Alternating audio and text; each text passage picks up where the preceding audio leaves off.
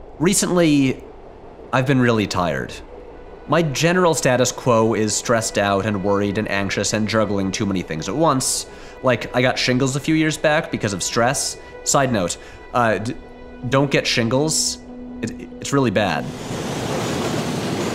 But lately, I've been in this ongoing state of exhaustion. I'm having trouble concentrating on work, so I'm going at a slower pace, so I'm behind schedule, and then I have to cancel plans with friends because I need to keep working.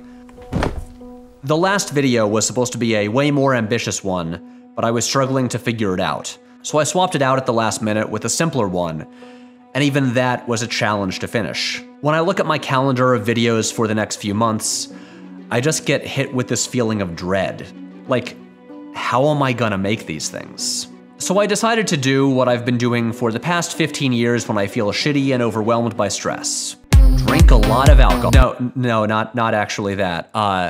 Watch Kiki's Delivery Service, the 1989 animated film written and directed by Hayao Miyazaki. More than maybe any other movie, Kiki's Delivery Service makes me happy. It's a Miyazaki movie, so obviously it's a masterpiece that is gorgeous and charming and imaginative and full of delightful, vividly drawn characters. I think Spirited Away is probably Miyazaki's best movie, but this is my favorite. It's the one I return to the most. This is a movie I just want to live inside. Miyazaki has described the setting as a European city of the 1950s if World War I and II had never happened. It's full of old buildings, cobblestones, and trams. There's a big Zeppelin. It looks like a combination of Paris and Stockholm. It's old, but it's clean, sunny, and warm, and right on the edge of a sparkling sea. Genuinely, there is no other movie location I'd rather live in. Like most Miyazaki movies, it's not especially plot-heavy.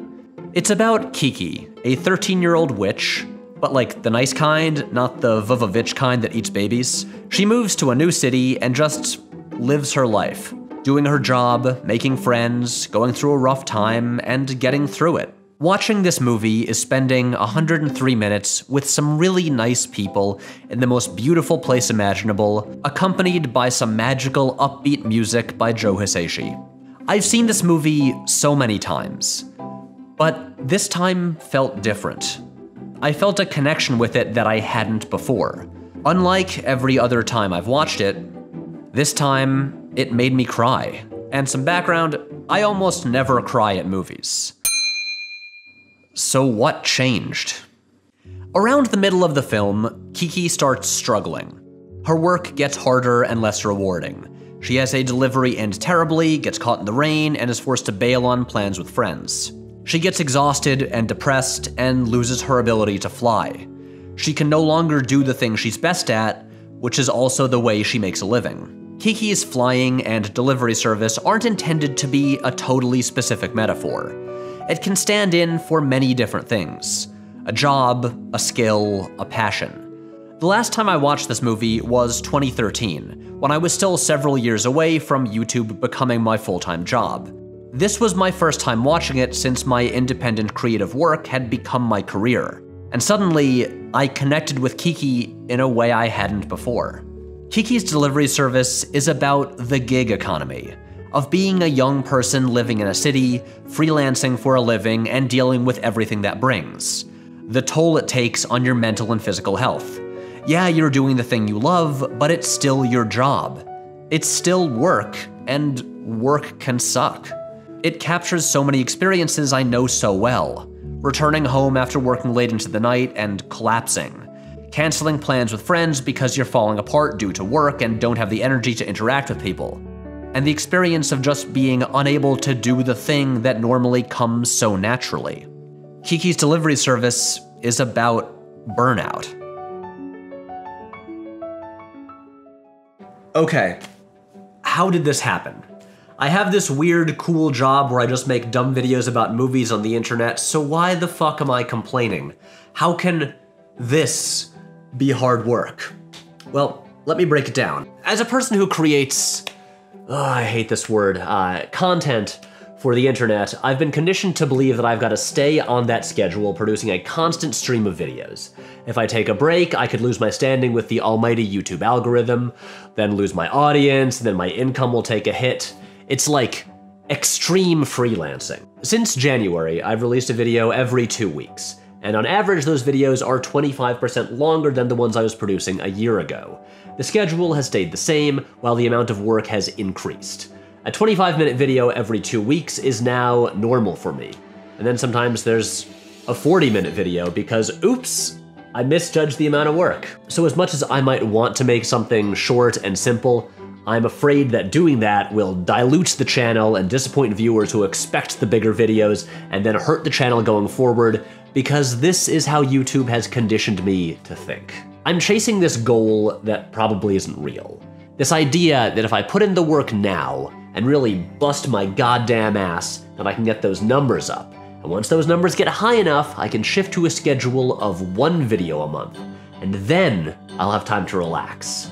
Maybe I can even take weekends off. But the reality is that won't happen. Because I remember a year ago when I was releasing videos almost weekly and chasing this goal of shifting to 2 videos a month. And then I got there. And all I did was make more ambitious videos and work exactly the same amount. I've always known that I'm a person who is bad at relaxing. I feel guilty if I'm not being productive. And I ended up in a career that not just encourages, but almost requires this kind of dangerous level of obsessive workaholism. With this job, you work as long and hard as it takes to stick to your release schedule. There's no structure or set hours, so that means every day is a work day and every hour is a work hour. And when your job is your whole life, your self-worth becomes tied directly to that job. And in a job that never allows you to feel satisfied, that's not great. Look, despite all this, I do love my cool, weird job, and I recognize how lucky I am to have it. But I also recognize that doing it 7 days a week for 8 months is going to eventually result in this. This sounds like an addiction, like I OD'd on my work. So I decided to take a break. I mean, I can't actually take a break. This video still has to get done and be out on time, but I can at least work on it in a less stressful environment than New York City. A little trip to the country to recharge. Plus, I'll be visiting my parents, who are always cooking good food and just fun to hang out with. Hello! Mom and Dad! I'm home! Hello? Parents? It's me, your son. And then I remembered that my parents are away until Friday, so I guess I'll just hang out in this empty house.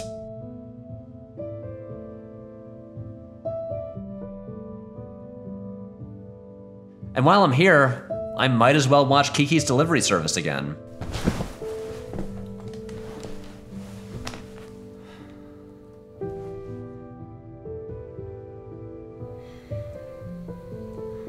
In the movie, Kiki befriends this cool artist named Ursula, who she goes to visit when she's lost her ability to fly. Ursula equates Kiki's flying to her own artistic career. She went through similar times of her own in which she was unable to paint. She'd lost her inspiration. She was forcing herself to paint, not doing it because she really wanted to. So to get that back, she took a break, relaxed, stopped thinking about it, and then sooner or later, that inspiration returned. And the same thing happens with Kiki. She can't force herself to fly because she's supposed to fly. She has to need to fly. And then that moment comes when her friend Tombo is in danger. She rediscovers her reason for flying, her inspiration. Fly. This, by the way, is the moment that made me cry. The thing about making videos for a living is that, as fun as it is, eventually it can become a repetitive routine like any other job. I started out the year refreshed and excited to get to work and take all these ideas I had and make them happen. And then, over the next 8 months, my energy dried up. I think I need to take Ursula's advice. Of course, the great irony of this video is that I'm not really relaxing. I'm not really going for a walk in the woods in this shot. I carried my camera and tripod, composed a shot, then ran back and walked through it. I did 2 takes. I traveled upstate to visit my parents, partly because I wanted to relax and see them, but also because this would be a good narrative for the video. This particular video, which should really be the one where I scale back and just deliver a monologue while sitting on my couch, ended up being ambitious and complicated and difficult because, for some reason, I am incapable of putting my own well-being ahead of my work. I don't want anyone to feel bad for me because, again, my job is great and I'm lucky to have it, and I'm not having a full-on breakdown like I've seen happen to other YouTubers, but I've noticed that I'm running out of steam. And the only way I can force myself to address that is by making a video about it. So while the schedule is still set for the rest of the year, I'm making some adjustments for my own well-being. The next video is one that I shot in California in July, so most of the work is already done. I canceled a video I had set for October, and going forward, every few months or so, I'm going to leave a little gap in the schedule. A small break so I can catch my breath and recharge. And yes, that will hurt my income a bit because that's how YouTube works, but I just have to accept that. Hopefully in that time, I'll get out of the city, maybe hang out by the ocean or in the woods or something. Maybe I'll take a walk, and I'll probably watch Kiki's delivery service again. Thanks, Kiki. That was really helpful. Guys, you're back. We're on vacation. Are we making another video? Maybe we could shoot two while you're here. No, Mom, I came up here to get a break. How's that going? Is there anything we can do to help? Actually, yes. Patrick is trying to get his life more organized so he's not under so much stress. So to help him manage his time better, he's been watching the Skillshare course, Productivity Masterclass, Create a Custom System That Works by Thomas Frank. And he wrote here that it's already been really helpful. Skillshare is an online learning community for creators. With thousands of classes in subjects like filmmaking, design, and business. You can get 2 months free by signing up at the link in the description. So sign up now and start learning today. How was that? That was pretty good. Can we try it one more time? Happier and maybe also faster. Okay. Come on, that was the 10th